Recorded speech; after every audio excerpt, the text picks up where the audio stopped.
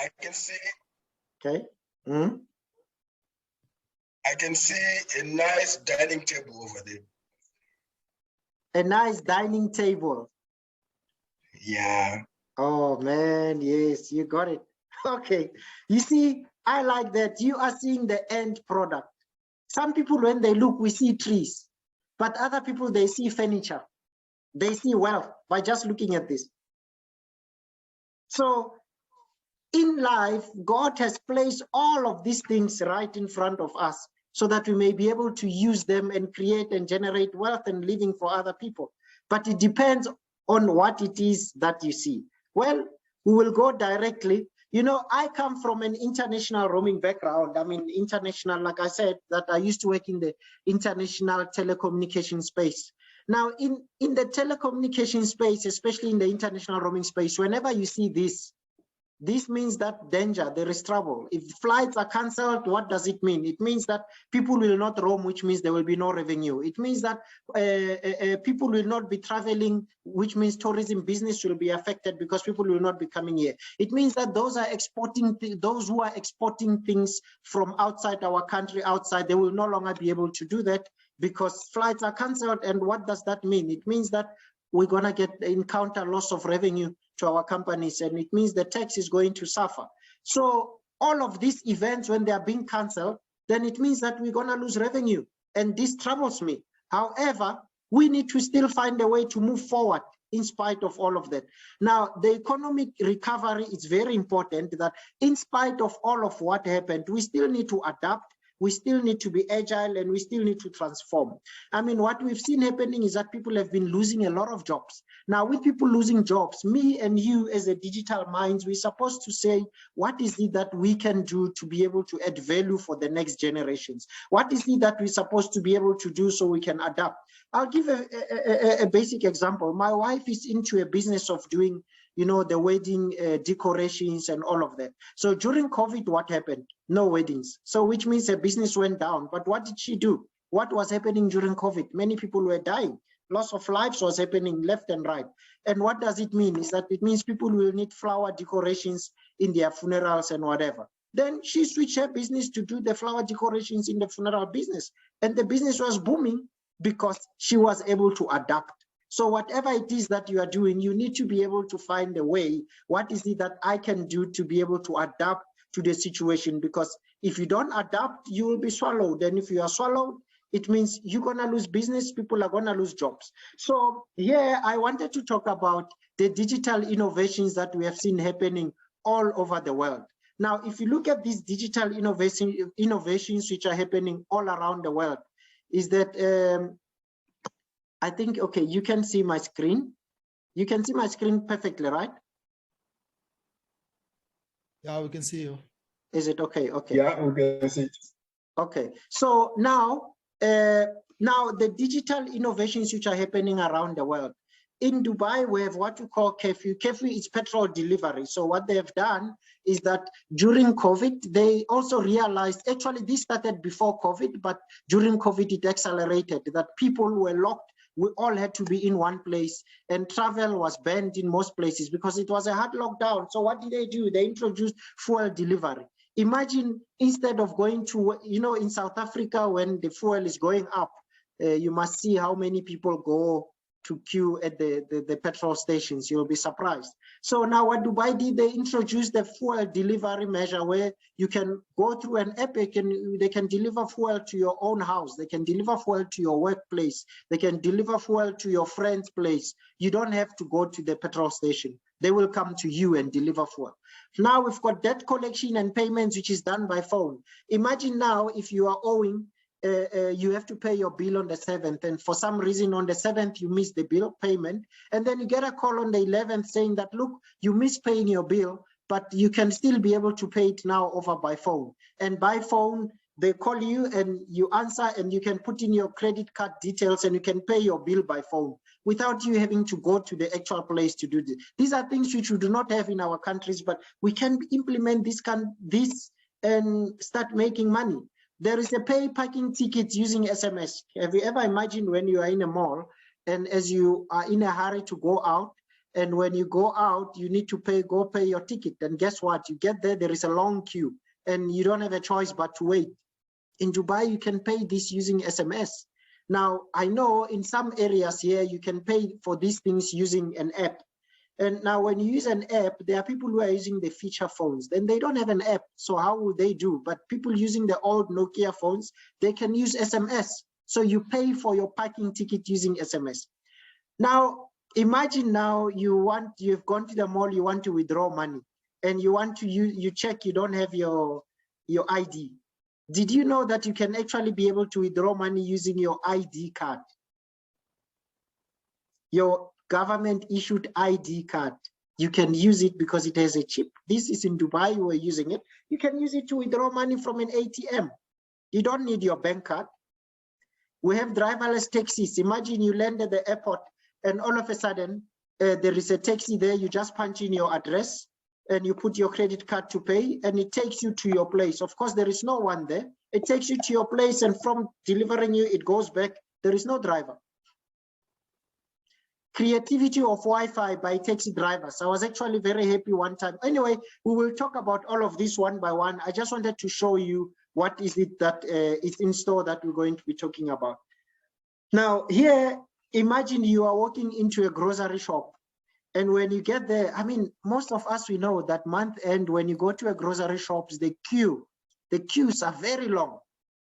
And with queues very long, what does it mean? That you're gonna have to spare yourself some time so that when I get home, I need to be able to make time so that, I need to spare 2 hours, 3 hours so that I can be able to be in the shopping center because there's too many people in the mall. But now imagine you have an app on your phone, and if you want to buy big cocoa or beans, you just go take a screenshot of the picture of the barcode for that product that you want to buy. So you have an app with your phone and you just take a code for everything that you want to buy.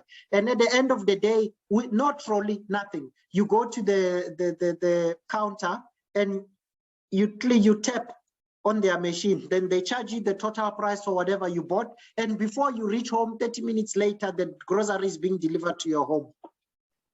Wouldn't you love something like that? You don't have to be pushing trolleys and waiting for people all over. And you just use an app and you just go tap everything that you want. And then you go pay and you go home. And before you know it, this is delivered to your home. These are scanners that can make life easy for you because the digital innovation. Remember, when we talk about innovation, we are talking about convenience. What we are supposed to be doing as the digital minds in our respective countries is to bring in the convenience to do things. And when we bring in this convenience to do things and we create job opportunities, then people will get jobs. And when people get jobs, it means they will pay tax. And when they pay tax, what does that mean to our economies? It means that our economies are going to grow. Now, here's another one, the self-service tills. Here you go into a mall. What happens when you go to a shopping mall?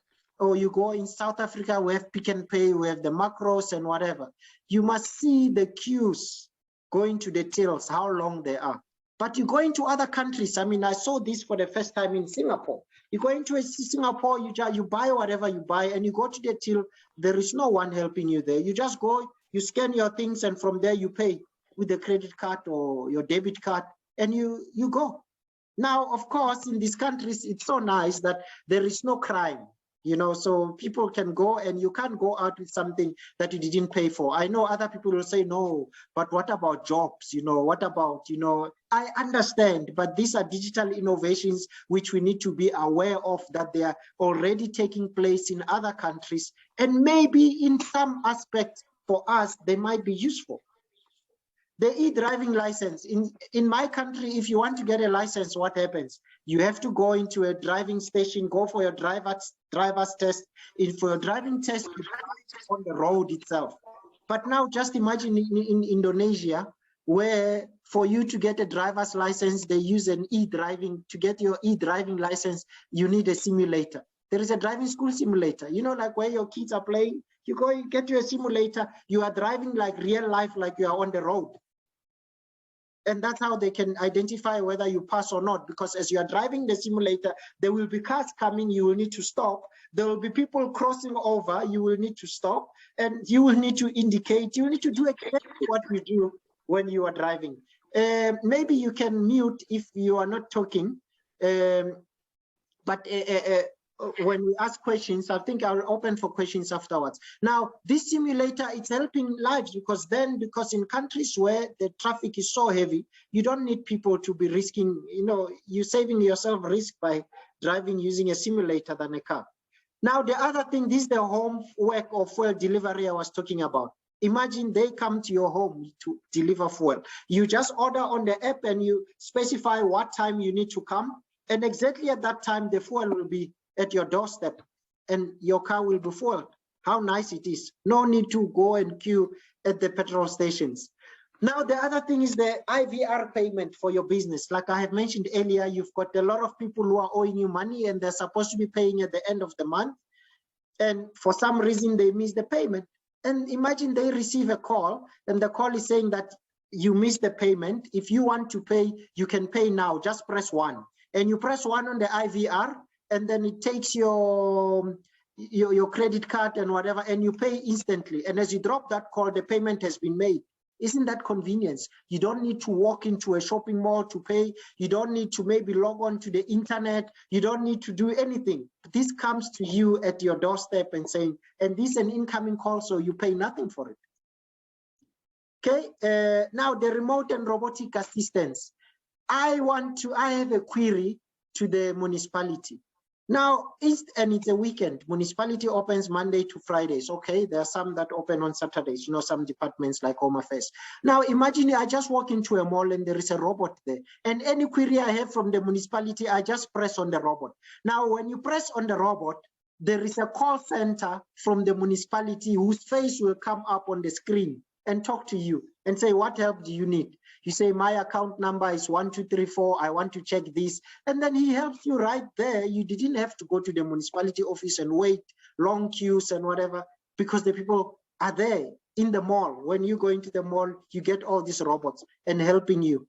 Doesn't this make life easier? Okay, now if you look at other countries, just in India, there is a Kerala airport. I think it's Cochin International Airport. The entire airport has got solar, is covered with solar. Can you see even the parking lot is solar? So the entire airport runs out of solar. Whenever you have load shedding and you have solar, who complains? I think Tonganai, you are running a solar business in Zimbabwe. Now, correct, sir. Yes. Now, imagine an airport, the full airport running out of solar. And now, when we have load shedding, even the street lights do not work. Now, if you come to Dubai, the street lights are powered by solar. So even if there is no power, we still have power. We need to realize that what we have, we have the sun, we have perfect temperature, atmosphere, good for us to can produce the solar. Why don't we use it? Here we have got an entire airport running out of solar. Lula, if I'm not mistaken, you have your house now running, was it 85% out of solar now? Lula? Yes, 100%, Stan. Definitely, yeah. Yeah. 100% Can you hear me, Stan? out of solar. And you, and how much savings have you made? Big time. Big man. Yeah, big man. It's the first month this month, Steph, Stan. So I'm just following it. But so far, I've used about maybe a quarter of my normal COJ consumption, electricity consumption. So there's already savings this month. By the way, Lula is the former CFO, financial manager for Novodisc. So the CFOs, they want to save every cent, right? So, everyone wants to save money. Yeah, everyone wants to save money in this world. So imagine now having solar running the entire airport out of solar. This is amazing. I mean, and it's an investment where you put in once and you forget about it, because after all, it will just be the replacement of batteries. Now, the parking ticket paid by SMS, because someone wanted to find out, what do you mean we have parking ticket paid by SMS? I move into a parking slot, maybe in Greenstone or in a big shopping mall, And as I get there, I identify where I'm parked. And from there, I send an SMS to a particular number. That number could be like a number, maybe you are sending it to the management or to the police or whoever. You know, you send that number, and after sending that number, you say that my car registration is this, I've parked in this location, and I want to pay for 1 hour, or I want to pay for 5 hours or 2 hours. Imagine at the airport, for example, and you are in a hurry. And you have this system. It makes life so much easier that you don't have to wait for anyone, and you park, and when you come back, you have to go and wait at the till to pay. And if you know, you do all of this remotely so that you can take your car and just disappear. After this call, by the way, we can have one-on-one where if you need me to go in details with regards to any innovation that I have here, and therefore we can go in details. And if this is something that you can implement in your country, why not? We are here to make a difference. That's why for this session is given to you for free. Usually, of course, my services I charge, but for this session, it's a sharing session with our people, that how can we add value. So if you can take this further and you can start something that will benefit the country, who knows, maybe you will employ my son or my children or my grandchildren tomorrow. That's how I'll get the benefit myself, you know. Okay, here we're still talking about the parking. I don't know if you can see the screen. I thought it was fine to park here. Fine, okay, yes. Now here we're still talking about the parking. Using your ID to withdraw money. Here's an example I talked about. Here's how an ID looks. My ID in UAE. This is here how it looks. Now I can use my UAE ID to withdraw money from the ATM. Why? Because it has this chip. Can you see the chip?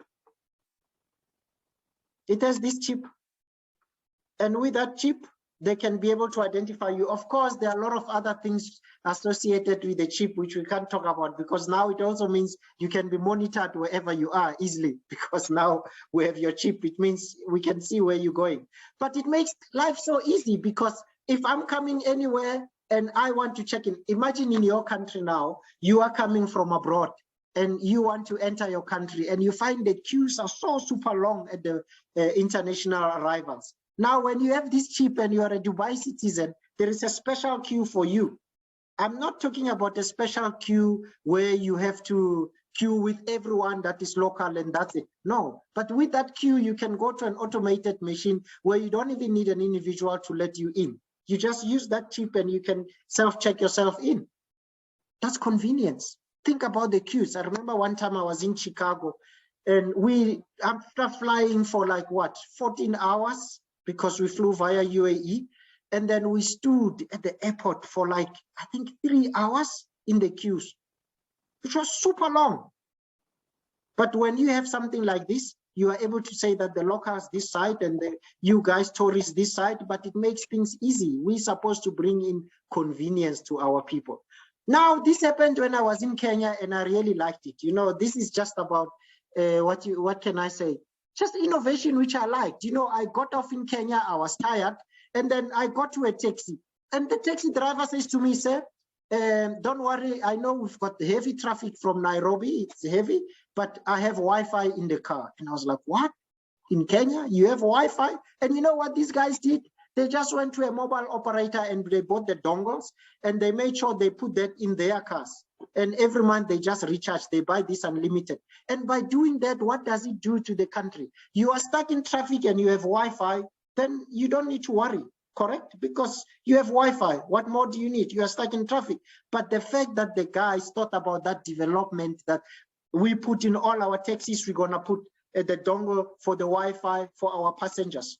For me, that was great. That was an innovation, which was great, because then it makes their taxis far much better than the others. It's state of the class. Everyone needs Wi-Fi. Okay, now another thing, nowadays we talk about safety. Let me tell you, safety has to do with monitoring. When you are in a place and you know that people are watching you, and you know that you are being monitored, you'll be forced to behave. When you come to countries like in Europe and you come to Dubai and whatever, you go to the highways, we've got cameras everywhere. That's why sometimes you will be hit by a camera 1 minute after the other. And you realize why? Because there are cameras everywhere. You go to a taxi itself, there is a camera. So if you have a disagreement with the driver in a taxi and something goes wrong, there is a camera, you can be tracked. You can be tracked. And whatever you were saying, people can say, come and say that you did not do this, you did this. Now you go to the beaches, there are cameras. A school bus has cameras, can you see? The school bus has cameras. So one of the ways to instill discipline is to put cameras. And when you have cameras everywhere, people, because they know that they are being watched, they will be forced to behave. They will be forced to behave because they know whatever they are doing, someone is watching it and someone can be able to bring them to book the following day. Okay.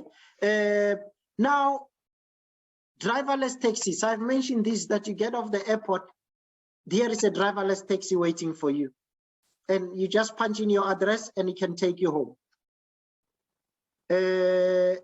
Self-drive car hire, which is paid per hour. Now imagine I come for self-drive.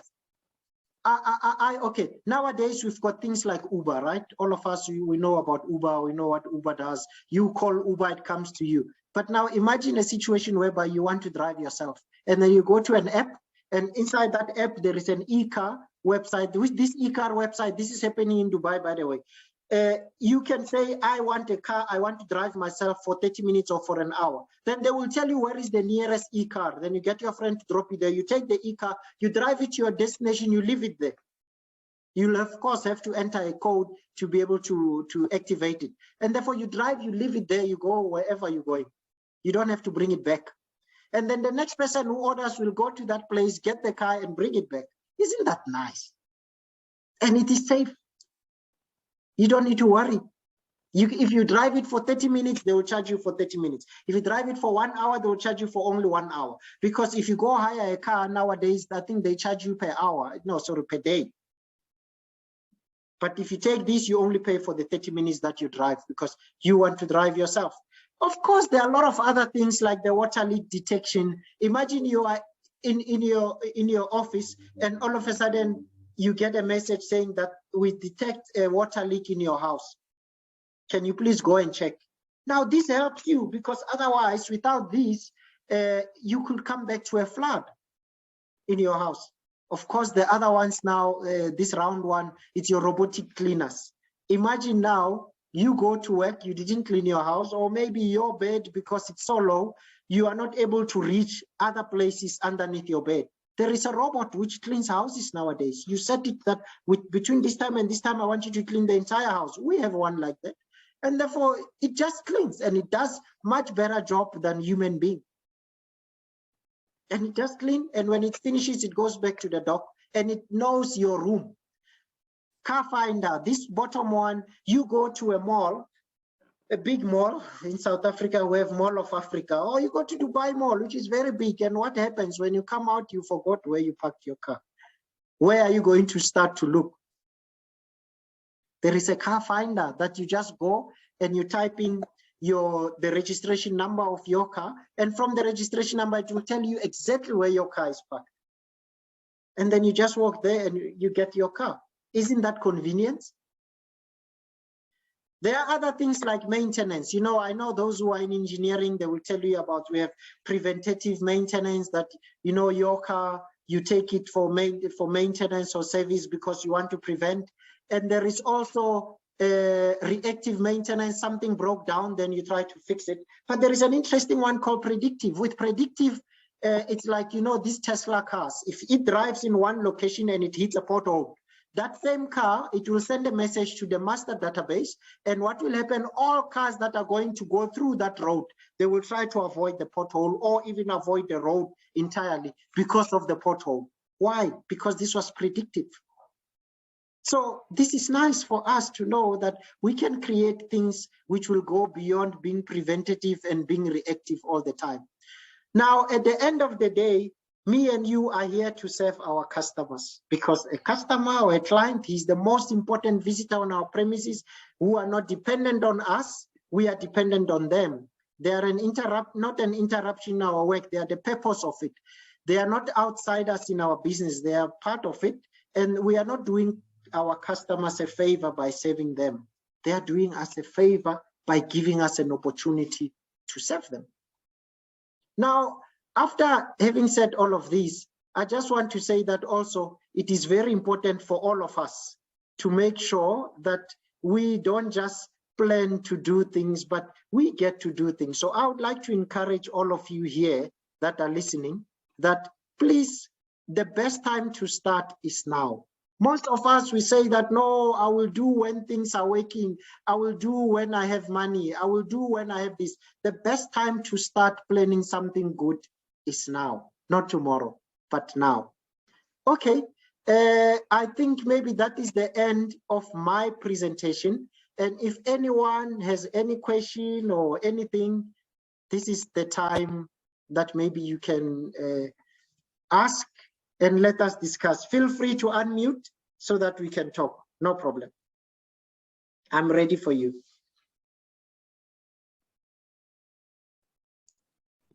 All right, Stan, can I go in first? Okay. Yeah, thanks again, for the thanks again for the very detailed, coverage of all the various innovations that you've taken us through, and that it is mostly appreciated, especially from my side. Now, I don't know if it would be possible for you, perhaps maybe to share with us where the biggest opportunities might be, maybe something, that would empower us to see where the biggest opportunities would lie. Obviously, on a global scale, because I can see we speaking, it's in terms of, innovations around the world. So just maybe a heads up from you, maybe to share with us maybe later, whenever you get time, where you believe the greatest opportunities lie out of the various innovations that you have shared with us thus far, so far throughout your presentation. Yeah, that's it. Thanks, Dan. Okay. Yeah, thank you. I think, okay, so should I share them now? Maybe? No, I don't know. It's whenever you are able to, because it is a bit hard, I suppose, for some of us to know where to start or where to look. I know that you say the best time to start is now. I think that's fine. Like I have mentioned, that our main purpose is to bring convenience to our people. Now, go to the Department of Home Affairs, for example. People come for queuing from 5 a.m. in order to be served at 10 a.m. or 12 p.m. Now go to the shopping malls, go to the grocery stores during a month end, and just look at the queues. I have already mentioned about the scanner, for example, that you go to a shopping mall, you take a scanner, instead of you pushing the trolley to buy your groceries, you just, with your phone, you go scan everything that you want to buy. From there, you go to a queue, to a teller, and from the teller, you pay. You just swipe your phone, you pay. And after paying, the groceries delivered in your house within minutes. I know someone will say, no, but that is similar to online shopping. But sometimes people enjoy actually going to the shop where you see the things physically and you can choose exactly what you want. This is convenience. I have mentioned, for example, you go to the parking lots nowadays. When you finish, you have to go queue to pay for the parking ticket. Imagine you are coming back from the airport and you are in a rush, but no, you need to go to that machine and pay. And when you go there to the queues are long. How do you solve that? You can be able to pay for your ticket using SMS. And this is not only an app. This is something which can be done by smartphones because it's an SMS. So we are supposed to be bringing things that are going to make life easy for our people. If you go out today, there are lots and lots of problems which can be solved by me and you. We are the digital minds in our own countries. So we need to come up with ideas. What I have just shared, it's not all, by the way, it's just some of the things which are being done outside to make life easy for people. Because when you bring convenience and then you create jobs, and when you create jobs, then people can move to the next level. I have mentioned quite a lot. I'm not sure if anyone has joined later, or maybe someone wants me to go more on one particular innovation which I talked about, or any specific one. Think about the simulator, UD. I love that simulator one in Indonesia, that if you're going to take a license, you don't do your driver's license on the actual road, but they use a simulator. Now, what does that mean? Two things. First, it means that many people can get tested in one day. Many people can get tested. What does it mean? More revenues. It means convenience. It simply means also less accidents, because these people are in a simulator, which is like a real life situation. You are driving and you get your license from there. For me, that is innovation. That's a digital innovation, that you don't need to go out and be on the road. I mean, I don't know if some of you have been to countries like Thailand, where you see how busy it is in the main roads, where the traffic is so crazy. But when you have a simulator, problem solved. It's just one of them. Okay.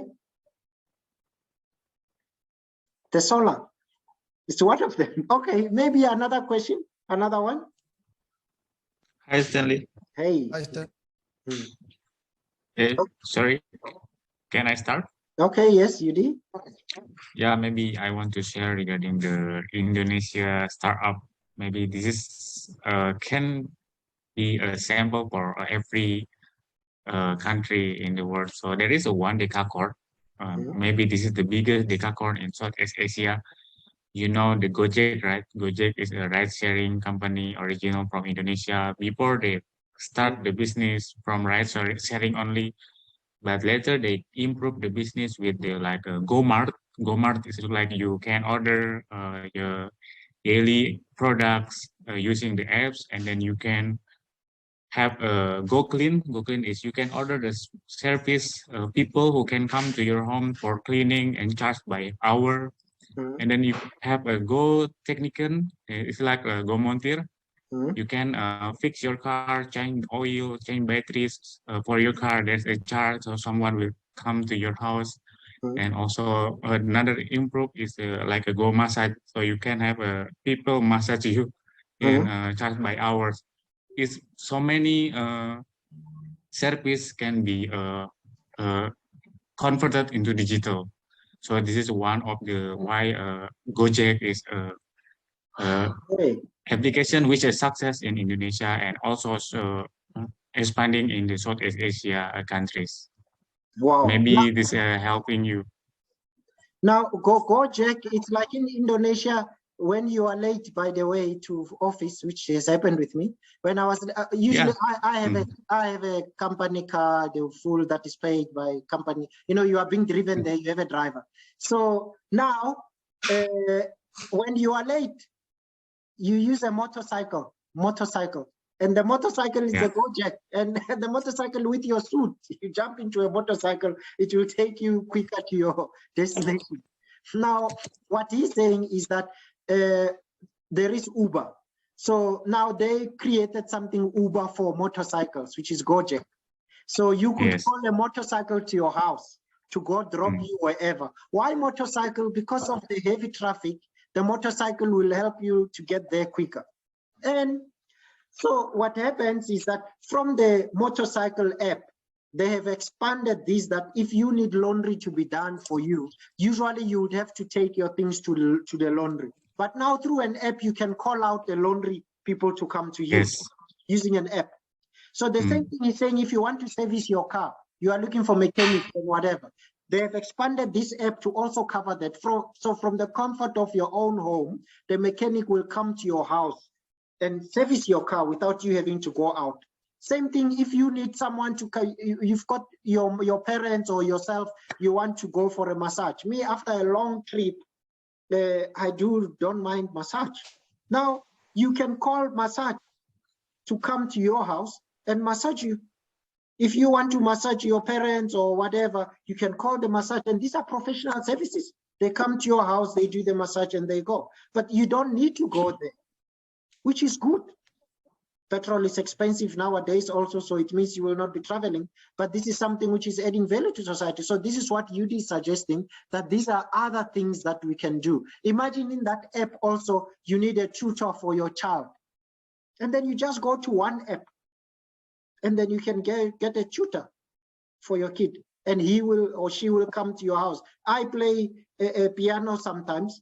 Then maybe I need to practice my piano, and I can go to the app, look for people who are piano teachers, and they can all come to your house. This is something which you can do in your respective countries. We have Turkey, we have Afghanistan, we have Botswana, we have South Africa, we have Dubai, we have Kenya. Gideon Dogo from Kenya, right? Correct? Yes, precisely, Stanley. How have you been doing, guys? Sorry, I joined late. Thank you so much for Yeah, good to recognizing hear my... your voice, man. Good to hear from you. Maybe you can introduce yourself quickly. Okay, Gideon Dogo is my name. I work for in Safaricom, Kenya, PLC. And I've interacted with Stanley. He has come here locally and trained us on roaming stuff. And I'm looking forward for more interaction with him. I think we are getting a good conversation. Oh, thank you. By the way, I must say, Gideon, he's downplaying it. He's saying he's from Safaricom. But do you know that in the whole wide world, everyone is learning from Safaricom M-Pesa? Everyone. Doesn't matter where you go. In the whole world. So he's working for one of the best companies in the whole world that are pioneering the M-Pesa. They are in the forefront for the M-Pesa. You know, we're talking about digital money, wallet, where people do not have banking accounts, and you can be able to send them money using their phones, digital. It all started with them. And you guys are pioneers. Wherever we go, Gideon, as a consultant, Yes, I go to many countries, and most of them ask, how can you help us make sure that this works? And what do? I have to call my Safaricom friends for advice, because you guys are the pioneers in Africa. We are very proud of you. We are okay, thank you, sir. We are very proud of you guys. Yeah. Okay. So I don't know anyone. Thanks, Yudi. By the way, also to tell you something about Yudi. Yudi, when I worked in Indonesia, I come to Yudi and I say, Yudi, how are you? He says, I'm good. And I say, how is your wife? He says, my wife is in hospital. And then I say, oh, okay, we'll pray for her. And the following day, how is you? How is your wife? She's in hospital. Okay, we will pray for her. And it's only on the fourth time when I ask her, because now that she said the wife is in hospital, then I kept on asking, how is the wife, you know, because we are praying for her. And on the fourth time, that's when he told me, my wife is a doctor. So she works in the hospital. That's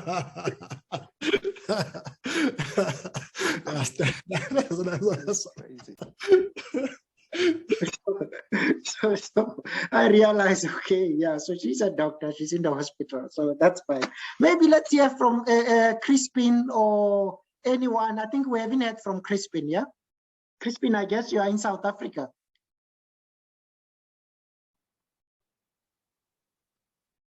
Crispin? Okay, maybe let's hear any question from anyone then. I mean, I have discussed about a lot of innovations. If you want me to repeat and go back to one, I mean, feel free. Yeah. I'm here. No, Stan, just to add, I think as you said that I'm from the pharma industry. I've been there for like 14 years now. I think if there's anything good that COVID-19 has really taught us in the pharma industry is innovation. For example, the area that I'm responsible is I was the head of finance and operations. And one of the functions that I used to be responsible for at Novo Nordisk was the what we refer to as CIT, commercial IT, which is a new sphere in this industry at all, because we never used to have IT like in a normal, like in a generic way, which was more of a support IT function. But because of the benefits of what actually I would say the benefits of COVID, that it has taught us to come up with innovative ways to do business, because we were no longer able to have a face-to-face interaction with the healthcare professionals. So now we had to set up a new a division to say, okay, what can IT do for Novo Nordisk as a pharmaceutical industry to still continue to interact with our healthcare professional, the doctors, you know, the specialists, you know, and and so on. So what we do, for example, now, as the SAIT was to what last year we changed them to what we call them a DTI, Digital Data and IT. So the purpose of that unit was to come up with apps, for example, that the doctors can use to diagnose patients, meaning that the doctors diagnose patients remotely. You know, doesn't matter who the patient is. Through the app, the doctor can take all the measurements. They can take do all the necessary health diagnostics that they need to do to be able to come up with the suggestions. So that's something that actually COVID has brought into the industry. This week I got something Stan from Discovery, where Discovery now is introducing it's like sort of a device for a doctor to also do a diagnostics of a patient. It doesn't matter where you are in South Africa; it's already there. So I was actually happy to see that device already. So all you need to do is, if you are a Discovery patient, you just order that device, and then it's sit at home. Or if your kid or yourself, you feel fluish, you just log on into that app, okay, and then you interact with your doctor. Doesn't matter where your doctor is, and the doctor can give you a script based on the diagnostics that he or she has done via that app remotely. Wow, remotely. You see, so it's imperative. I think that's the other thing. If there's anything good that COVID-19 has already brought into our lives, is to force everybody to come up with more innovative ways to do things. And if you look back really 2-3 years ago, I mean, the way the business is run is more efficient. You know, there's productivity is extremely higher than it was pre-COVID. And it's really something that we, especially in Novo Nordisk as a pharmaceutical, we have really experienced the past 2 years. It has saved us money. It has made productivity, and it's really forced us to come with more innovative ways and for the benefit, not only for us as a pharma, but for the benefit of the patients, you know. Wow. Yeah. I think the most important thing that we are all about is saving lives. So gone are those days where someone, because we cannot reach them, then they will die on the way to the hospital. Because if imagine this app that you are talking about, this is something, this is life-changing, that it doesn't matter where you are. You can be able to diagnose yourself, basically, interact with the doctor. Exactly. Okay, I have actually seen something like that. Where was it? I think I was in Croatia, where the guys were doing, okay, I'm a leadership speaker, by the way, so I travel all over the world. You can Google my name if you want to. But now, these guys in Croatia, they had something whereby a mechanic is sitting in his home, and then he's interacting with people via an app. And the person is saying that, no, my car is doing this. And the mechanic says, check this. And then he checks it, he says, can you detect the flow? Can you detect this? And then check this. And he's guiding him step by step. And if it gets to a stage where he cannot be able to fix the car, then he says, okay, only then you can bring it to me. So it's like before the problem can go further, there's pre-diagnosis is done by the actual driver himself, because he's subscribed to this app where he's paying maybe X amount per month. And this is just for maintenance. And you can, anything that goes wrong, you can contact your mechanic at any time, any given time, and he will tell you what to do. And some things you can solve them yourself without having to go to the mechanic, which I think it's nice. So it's the same thing here happening with a human being, which I think is good. You see, Gideon, maybe this is something that you guys can do in Safaricom if you are not already doing this for the health industry. I think I've seen something that has just been launched recently, and by one of the companies. I'm yet to get the details. I think it was launched last week, and it's called. It's something to do with the medical. It's something to do with what our friend Danster has already explained. Oh, is it? But yeah. But the one that is already there, it's I don't know. Maybe it was mentioned. Maybe I can repeat it. It's about we have this thing we call the Internet of Things. We have something we call with the power industry. Okay. We have what we call the smart meters, whereby the system can actually even detect maybe it's applied for this number of units. When you're almost exhausting your units, then you are going to be alerted via an SMS, and then you can decide to top up. The same case applies to there is another one for the LPG gas. So we have such technology, it's already live, and the consumers are using that particular service. So you don't even have to wait for your gas to get finished. Finished, yeah.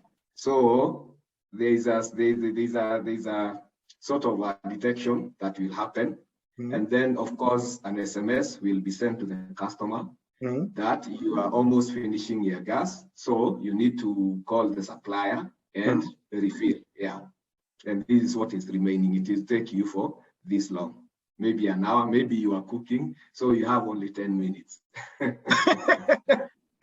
Yeah. That's nice. Yeah. So that is what is happening at the moment. Oh, but that is good. I mean, talking about this also, imagine when your driver's license is about to expire, your license renewal, and if you get a message from the government saying your license will expire in 30 days or 15 days, isn't that good than having to get normal postal letters, hard letters? Who still reads letters? I need that as of yesterday. I can tell you now. My disc actually expired on the 30th of November. Yeah. I'm still waiting for that paper. For me to go. So there's no reminder, nothing from the government. So there's already an opportunity in South Africa as we speak right now. We have Mr. Mabuza here on the line, who is working for the government. I'm sure for the ICT sector. I'm sure, David, maybe you can tell us here what you think, because the whole purpose here is we need to come up with solutions to take our countries forward. Imagine this licensing. If I know that is 30 days, I can do this remotely and whatever quickly, then it's more money for the government because I can renew, and it's less headache for the police to stop me on the road and saying your disc has expired. Maybe let's hear from Mr. Mabuza. What do you think?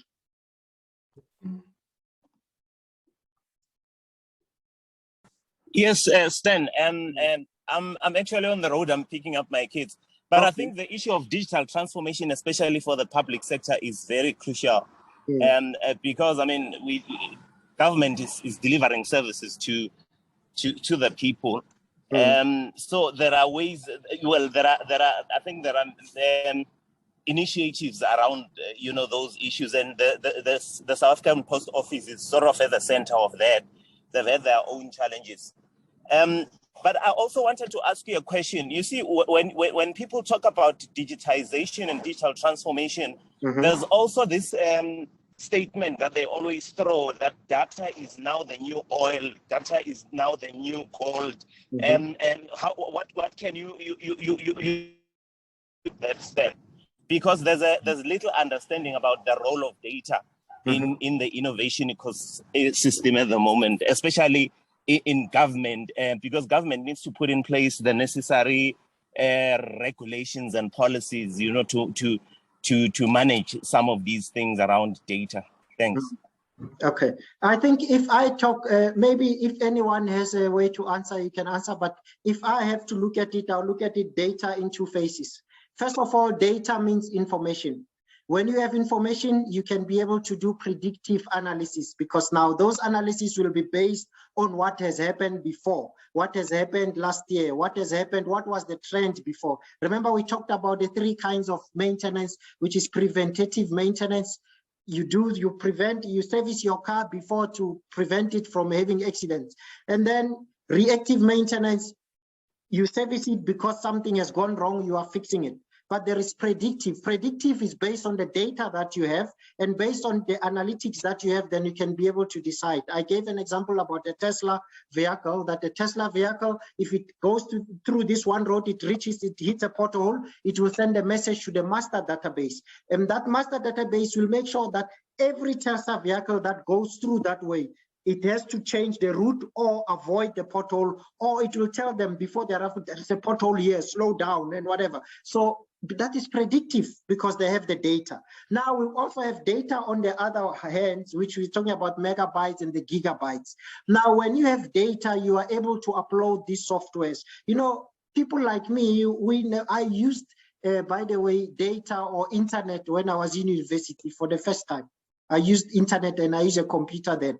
But now imagine the children of today, because of data, they're able to see the world as a global. I'm currently doing a PhD, and my thesis now, I'm talking about the globalization. Now, globalization, it's where everything comes into a melting pot, but now you have access to see the whole world. Now, when you have data, you are able to have eyes to see, I want to do this in South Africa. How is this being done in America? How is this being done in UK? How is it being done in Australia? Because of the data, you can be able to access internet and you are able to do that. That's why data is power. However, there are other things which are still digitization, digital transformation without data. For example, like this packing using an SMS. You don't need data, you need SMS. And you can use SMS. You can do marketing using SMS. There are still a lot of things. We were talking now about you having to get notifications that your license needs to be renewed. That can be done using SMS. They send you an SMS. They tell you that your license needs to be renewed. They send you an SMS. They tell you that your electricity is about to finish. Please recharge. They send you an SMS saying that your LPG gas is about to finish. Please recharge so that you do not have to stop halfway whilst you are cooking and the gas is finished and you haven't finished cooking. You know, all of these things. So data can be both ways. So data is the amount of information access that you have, but also accessing data, accessing the internet, accessing the www, the international world, so that you can be able to have global eyes as to what is happening in and around you. I don't know if anyone maybe want to explain further, because it's all these things. So during Corona also, the mobile operators benefited a lot because of the use of data. Okay, anyone maybe want to expand more about this? Yeah, I think Mabuza, he has just brought up a very nice conversation. And Mabuza, I think, yes. Stanley, you have started it well yourself, Stanley. And as you're saying, for sure, data is the next oil. And first of all, even if it's the next oil, we need to have something like regulations. Like here locally, we have what we call, there is a law that was passed in 2019. It's about data protection, even if we are saying data is the next. Because yes, data is available there. However, how safe is it? How safe is my data? Yes. How is it being used? You see? Then the other item is about now the sharing of this data. Of course, we can share it maybe via the cloud. And when it comes now, maybe something like a medical field, I'll say, Stanley, allow me to use you as an example, and don't feel bad. No problem.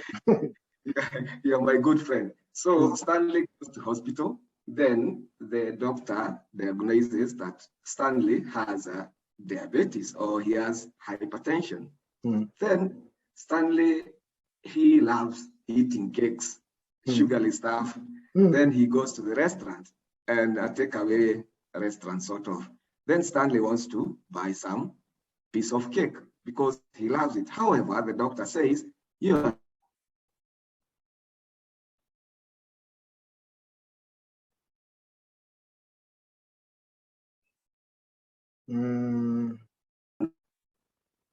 Okay, I think you. I think we lose him. Yes. I think you. Okay. I think we're missing him. Yeah. I think you got hang there. Gideon. Okay. You can hear me, right? The others. To be. Yes, we can, Stan. Just to come back again, I think I like your explanation around the, the information aspect of things, and then it opens one's eyes in terms of how important it is. especially, the collection of the information as you speaking, and then being able to predict certain things in the future. Thanks. Okay. No, thank you, Mr. Mabuza. And Gideon, we missed you there. Sorry, I think I was connecting via my phone, so there was a call that was that was coming, so I had to disconnect it first.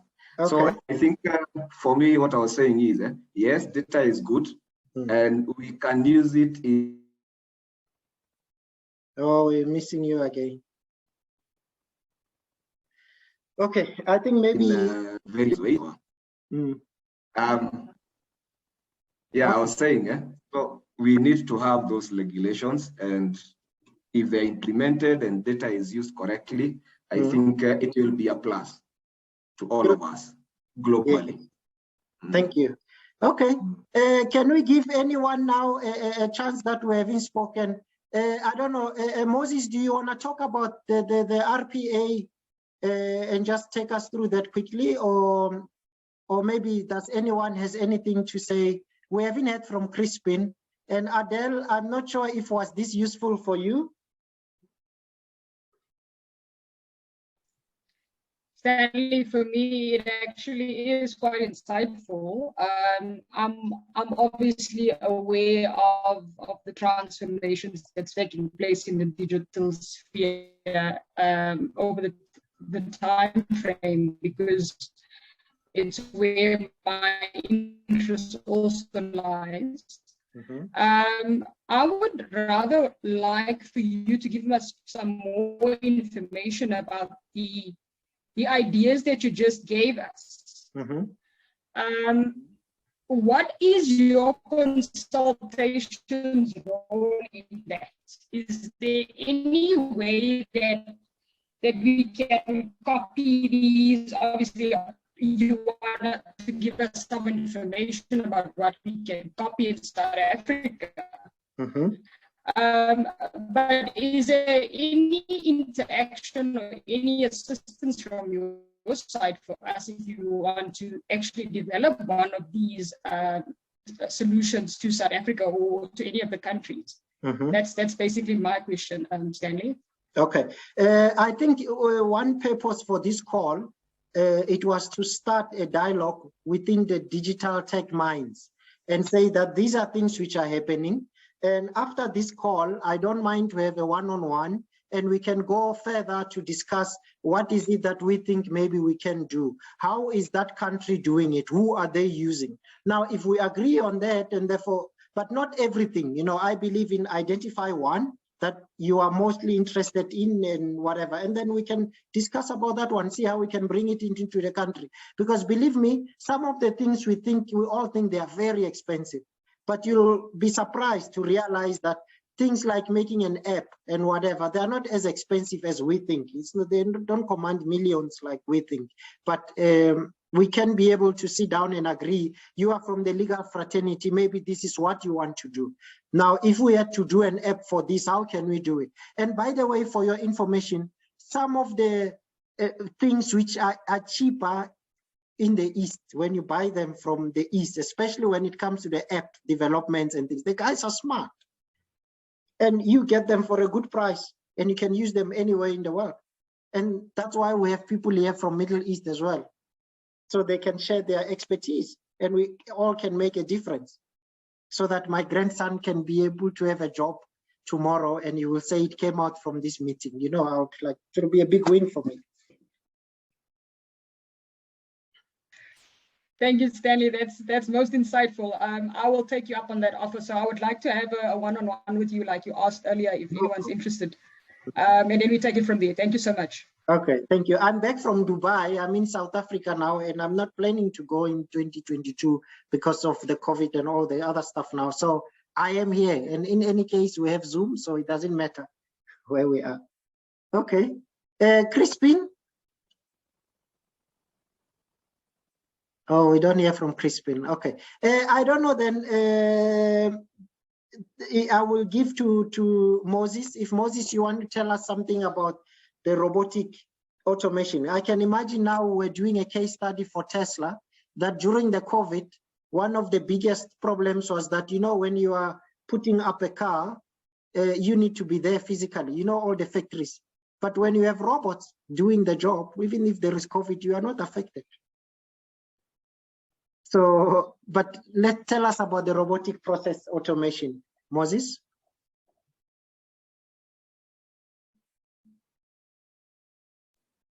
Stan, I'm not sure if you can hear me. Yes, we can hear you. It appears that, yeah. By the way, Moses is a very busy person working for all these departments as an integration. He will tell us more about who he is, what he does, who he works for, and, you know, tell us about the robotic automation. Yeah. Yes, Stan, yeah, you remember that I had promised that I would prepare something, but then due to, work related or rather obligations related to, this particular week and emergencies cropping up, I was no longer able to prepare what I wanted to share in the form of a presentation. But so it is unfortunate that I will not be able to take you through the presentation because I've been, you'll notice that.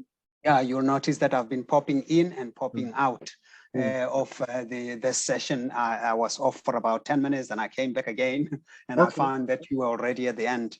But from the side of robotic process automation, as maybe some of the colleagues here would have come across it as at some or another part of their career, especially if you would be from an ICT type of background. Is somebody asking for my name? Okay. Oh, hello, Mapula. Hello. Hello, welcome. We're almost done, but welcome. Okay. I know, I'm sorry about that, guys. I completely forgot about this meeting and I so much wanted to be a part of it. But I'll catch the bits and pieces, the last bits and pieces. It's okay. Okay, you from which department again? From which industry? I am from a cloud computing background. Okay. Okay. That's fine then. So now we have finished the innovations and we are now doing the robotic process automation. So you can continue, Moses. Yeah. Oh, all right. Yeah, no, thanks, Stan. A lot of you colleagues, I believe you would have been, or you would have heard the term, the fourth industrial revolution. It's a buzzword that people are throwing around, in the corridors, in casual talks, on presentations from salespeople visiting your company, telling you about the so-called fourth industrial revolution, as well as a lot of other buzzwords that would be closely related to or to be touted, as the frontiers of the fourth industrial revolution. And amongst them, or amongst these buzzwords, such as your 3D printing, you would have heard about fifth generation wireless technology, 5G, artificial intelligence, machine learning, data science, big data analytics, cloud computing, as Mapula, somebody just mentioned it now, I believe it's Mapula. That's me, AWS to be precise. Amazon Web Services or something like that. Digital currencies, Internet of Things, somebody mentioned it earlier, industrial Internet of Things, virtual reality, wearable smart devices, genetic engineering, nanotechnology, biotechnology, quantum computing, autonomous vehicles that Stanley showed us, examples of those, smart homes, buildings, and so forth. A lot of these buzzwords are touted to be, the frontiers of the so-called fourth industrial revolution. And amongst them is the term robotic process automation. And when you first hear the word, you would, assume that it is something to do with, let me see if I can click share here, host disabled participant. I wanted to see if I could share what I have here on my screen. Tell me if you see something, an orange page on my screen. Do you see it? You are the host. Can you can try it again, huh? All right. Share again. Advanced sharing options. Only host all. Okay, all participants. Yeah. I don't know if you can see now.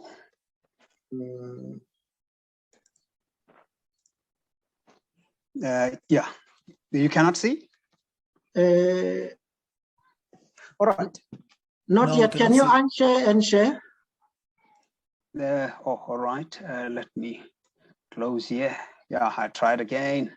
I'll be, oh yeah, this might now work. There we go. Yes. Okay, all right, yeah. Like I said, colleagues, there would have been a lot of these buzzwords, you would have heard them. I'm going to be very brief and quick because, yeah, I've got other obligations, obviously, and I was not even supposed to be here, but I'm trying to force, to be here so that I don't miss out. But amongst all of these buzzwords, like your 3D printing, 5G, machine learning, data science, and so forth, there would be the term robotic process automation.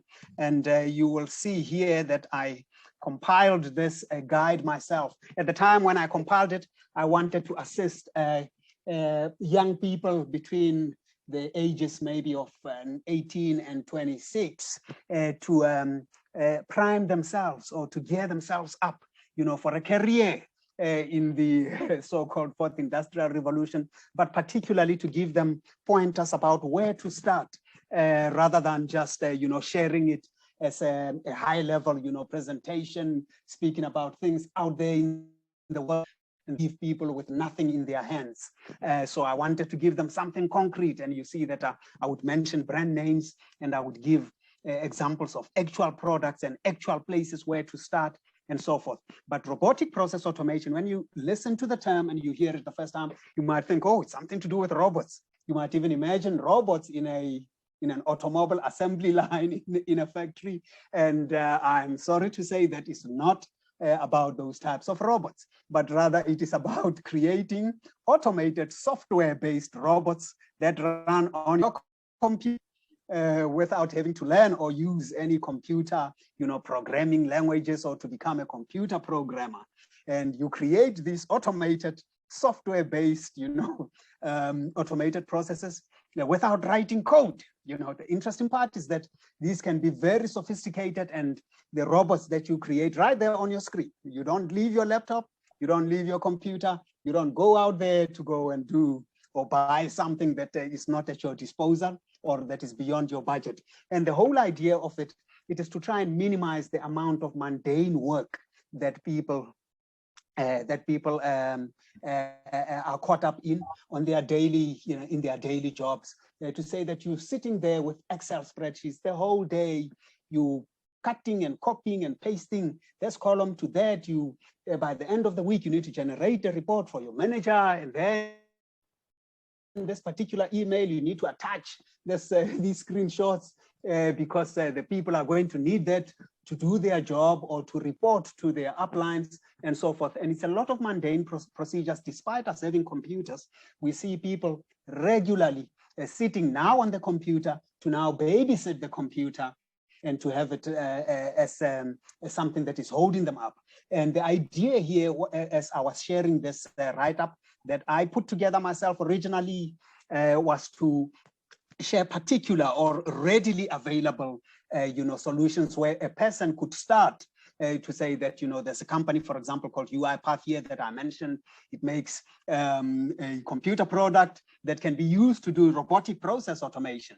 And the name of their product is that, UiPath Enterprise RPA. And you can even go to a particular academy that is run by that UiPath company where you can learn about it. And I also show you what type of certificates or certification you would be able to get from undertaking their training. And guess what? Nearly all of the resources I share here, they're absolutely free of charge. And you would come out maybe with a diploma like that. And this is real, it's out there, and you would not have paid a cent for any of this. Blue Prism is another one again. Obviously, they'll be competing with UiPath mentioned there. Their RPA platform is called a digital workforce platform, and it would be a competitor in the RPA space. Yeah, I go on there to, I'm gonna share this with all of you colleagues, so I'm not going to go through it in detail. And we can see here that there is currently a big shortage, of over 500,000 robotics automation, machine learning specialists, data scientists, just in America alone. So you can imagine if you've got a cousin or you've got somebody in your family who's been unemployed, or maybe they undertook a B degree at university and they completed a BCom accounting or auditing and they've not found a job. They've looked around, they've sent CVs and so forth, and so forth, and they really don't know what else they should do. I mean, they've done all things that life would have, or you would have been advised by your elders to do. You know, finish school, start university, get your degree, and so forth. And currently, we're sitting at the crossroads of a 35% last week unemployment rate in South Africa alone. And I believe the same would be the case in many other countries following the COVID-19 pandemic. And this type of information would be really key, especially for young career seekers who have, you know, they've been looking for what should I do about this 4IR thing? Where should I start? What is a robotic process automation? Where could I train and get or how would I become certified? Is it going to cost me money? Where am I going to get the money? Is there a place where I can do it for free? And that's what I'm sharing here in this guide. And yeah, you can see there's also a third one there called Automation Anywhere. It's a competitor to Blue Prism, as well as to UiPath. And a fourth one, WorkFusion, which I also cover what it is that they offer in terms of RPA, as well as their training and so forth. And again, like I said, I try to share only free to get both training, knowledge, empowerment, as well as the actual tools and resources. And last but not least, it would be help systems, as well as two more, that is Win Automation and Robotask. And you could go around and go out there to play around with some of these tools, and if possible, try to undertake the courses and get the certification yourself. But most importantly, you want to go out there and share this with the youngsters, the 18-year-olds to 26-year-olds that have been looking for a job. Maybe they've been looking for a long time, they've got their degrees and everything, but it's not working for them. And they are at the point of, giving up, and they losing hope. And all they are hearing about is that there's this fourth industrial revolution, and they are hearing about data science and machine learning, but who wants to go and do another 4-year degree if you've just completed an accounting degree that took you 4 years, cost you 480,000 rands. Now you have to get into to start another degree. You don't want to be putting them down that line. All right, yeah, that's it, colleagues. In terms of RPA, I'll be sharing this guide with you. It's only 7 pages, as you can see, but it hits just the right buttons. It cuts straight to the chase about where to start, what are the platforms, is it possible for a person to start today, doing this sort of thing, and it doesn't go sending you around in circles. Thank you. Wow. Thank you, Moses. Someone said success is when you add value to yourself, but significance is when we add value to others. Many people are stuck in success because it's all about me, myself, and I. But now we need to start adding value to the others. So if any of you here, you can be able to organize young people, 18-year-old, 19-year-old who are looking for a job, we are ready to can run a Zoom for them to advise them on what are the other opportunities which they can get. Let us add value to our people. So this information, Tabza, Moses, he has put all of this by himself so that it can help others to see. Now people are saying there are no jobs. That's not true. Maybe there are no jobs in your field, but there are a lot of jobs in other fields. So why can't you prepare yourself for those other fields? We talked about being able to adapt, being able to be agile, and being able to transform. So if you can organize a group of youngsters, we are willing to do a Zoom meeting for them and share this information with them. These are the places where they can get even this training for data scientists for free. And instead of taking 4 years at a university, this they can do it and finish within 3 months, 6 months, 1 year. Thank you. Thanks a lot, Moses. We really appreciate this, man, adding value. I don't know if anyone has any question to him, so that we were supposed to have finished 15 minutes ago. So maybe we are planning now to finish in the next 15 minutes, okay, I'm using Dubai time, which will be, it's 1:45 now. So I think it's to 12, yeah. So I don't know, anyone has any question or any concern to him, he will send this to everyone. And if you need anything, you can contact Tandos at Rom Consult, and whatever you need from us, we are here for you. No, Steph, I think for me, just to add, look, this is a very informative information that Tebs has just shared with us. And we've seen it already in our companies where we work, for example, in finance already. We've seen, for example, the management reporting, you can get it done by the robotics for you. You just maybe review it and just add here and there. So it's how things are really. So for youngsters and also the young finance professionals to have this skill, it's just not a nice to have. It's a necessity skills to have these days, this age that we're living in. So I think it's a very good information that Debs has just shared with us, and I look forward to receive those 5-7 pages and then share with relevant people. Yeah, thank you. Okay, thank you. By the way, also to add here, thanks, Lula, do you know in Dubai that children during school holidays, our children, where do they go? They go to play, right? But in Dubai, during school holidays, we have a summer camp. I was working for Etisalat. Now, we have in Etisalat Academy, in the summer camp, the 6 to 8 year olds go attend AI courses on artificial intelligence from ages as early as 6 years. And they attend those courses for like 2-3 weeks, artificial intelligence, as early as 6-year-old. Me and you, we get to hear about artificial intelligence when we're already, 40s or whatever, but they're starting them from that young age. This is how you add value to the future. You start now. You cannot fix what already happened now, but you can start now to fix for tomorrow. Imagine if your kids grow up knowing, maybe after getting this, your children will realize that actually what we need is this, because data scientists is what we need today. You're using it today, you are using Google Maps, right? You are using